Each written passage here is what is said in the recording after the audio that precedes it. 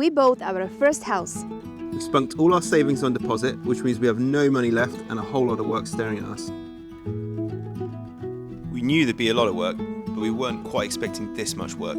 Literally every single thing we tackled, we uncovered another 5 jobs. It's going to take a lifetime to get this house up to standard. We have zero experiences, barely any tools, but strong determination and positivity so far. This is our first official week of work, and yet we'll be living in the house while we'll be renovating it. Cross your fingers, because we will need it.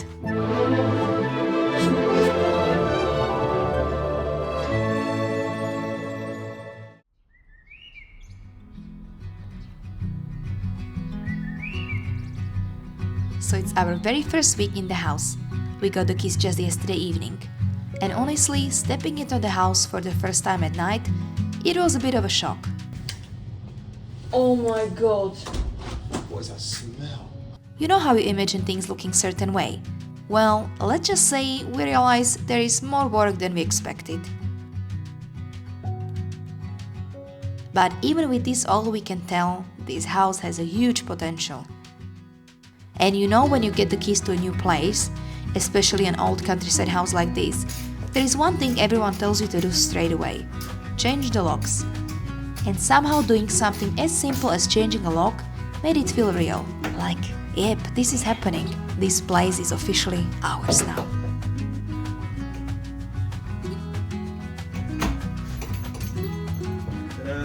Welcome home. Wonder? Hey. All our savings went into the mortgage. And with crazy interest rates, we knew from the beginning that we would be living in the renovation. So our first goal was to make the house livable. One of the worst rooms in the house was definitely the kitchen.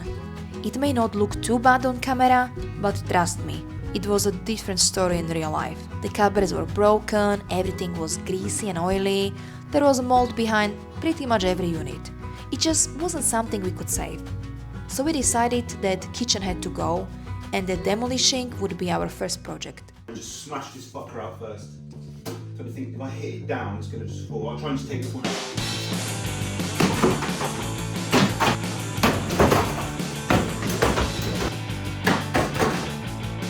Smash down on it.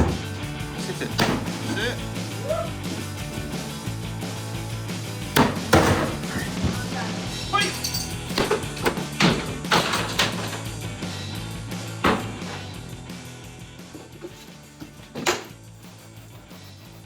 He was there for a long time.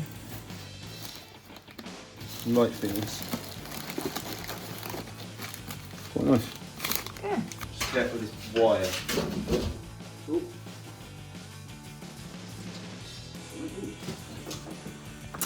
Oh, What is that?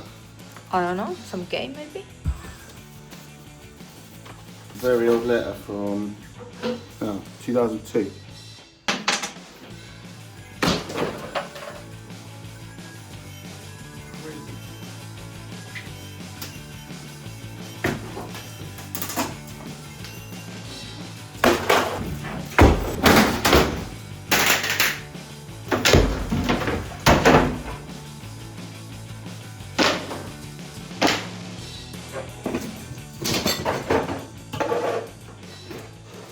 So see you later, because he's off. We're going to start with removing the rest of the kitchen units. That involves disconnecting the sink. So that's what I'm going to do right now. Alright, so I'm trying to turn the valves on the taps to the off position. We don't want to mess this up, right? Because if I disconnect this and this valve's not turned, there's going to be water everywhere. So now let me just turn it back the other way and make sure that actually did something. So now the water should come on. Perfect. All right. Okay, so they're both off. There you go. All right, I will shoot a bit of water. It shouldn't be under pressure, so it'll just dribble out. Okay, didn't mess up. All right, done. All right, done. And now it's just a waste. It doesn't look too bad. All right. There you go. So the only thing to do now is disconnect this. So I'll have to kill the electric for the house first. Right, so I'll try and gain access to this panel. And then just disconnect this, and then I'll just put the panel back on so we don't kill ourselves accidentally. I thought it would be wired with a plug, to be honest, but I guess not.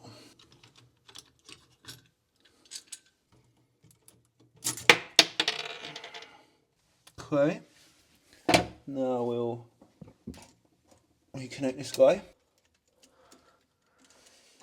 To me it's kind of obvious because I grew up taking things apart, right?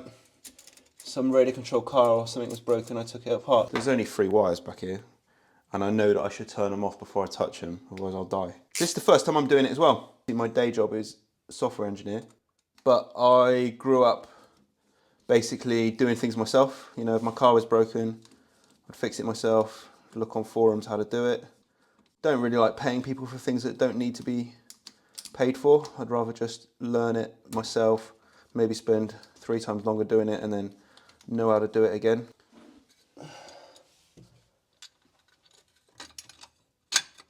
I think it's a light. Yeah.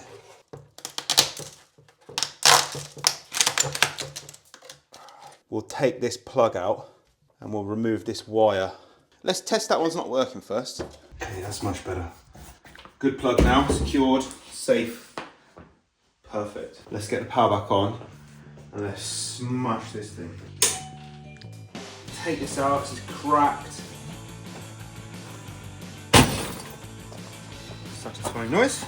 Those tiles you wanted, right, on the windowsill? Yeah.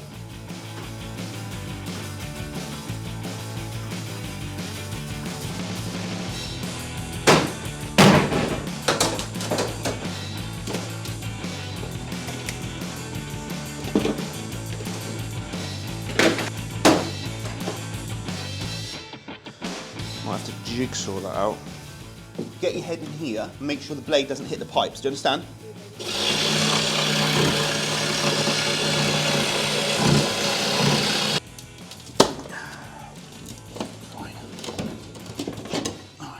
Yeah, there's a bit of a water leak there. You see it dripping. I've turned the water line off for now. While we were ripping out old kitchen cupboards, we noticed one of the pipes was leaking a bit. At first we thought, okay, not a big deal, we'll keep an eye on it. By the next day there was a lot more water coming through, and at that point we knew we had to call a plumber to sort it before it turned out into a full-on disaster.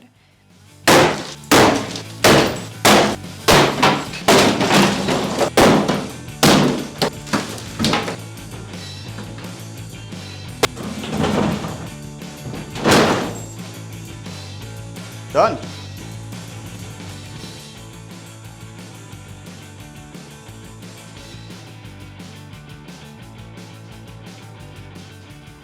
Getting all the cupboards out turned out to be the best thing we could have done, though, because hidden behind them was a massive patch of black mold. It's the kind of thing you hope you won't find when you start a renovation, but there it was.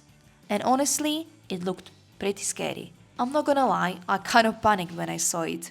One like that isn't just a bit gross, it can actually be dangerous to be around. I tried calling a few professional companies to come and deal with it, but no one seemed to think it was urgent.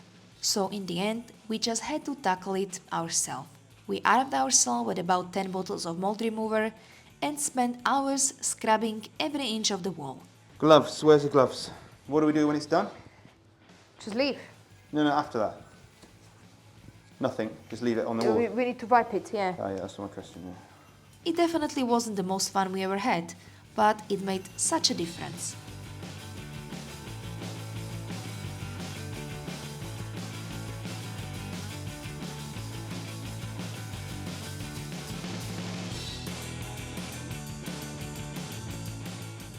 We even gave the wall a bit of a clean up, even though later on we'll probably be taking that plaster off anyway, but for now it looks and feels much better.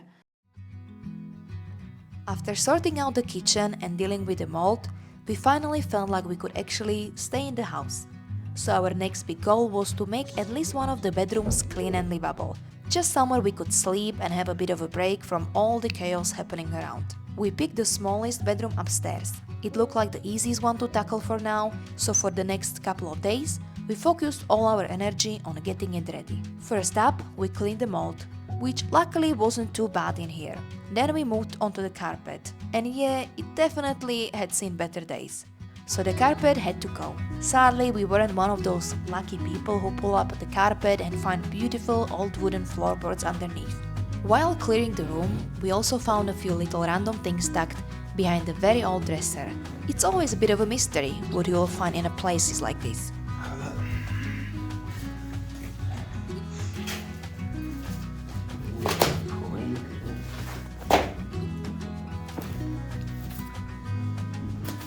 Is Pokemon. Wow. Oh, Daddy likes this as well. This is a picture from, what, 1974?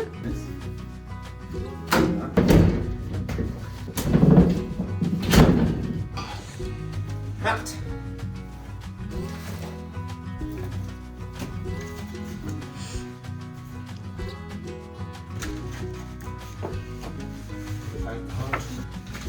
Pen. We got Huh. 2 bank cards. What's all this?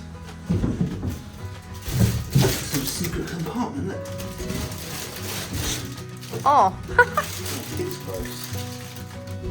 After a few rounds of cleaning the walls, windows and a wardrobe, we finally started getting some things set up.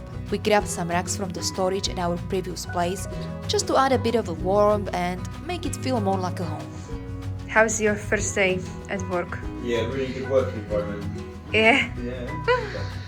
Then we set up air mattress, Sure, it probably says unfold and stuff.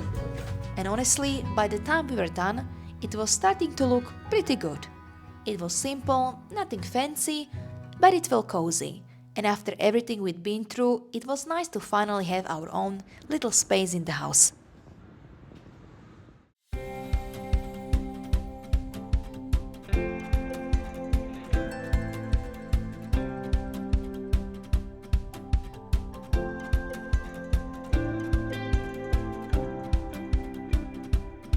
Before our first night in the house, I thought I would at least give the bathroom quick clean.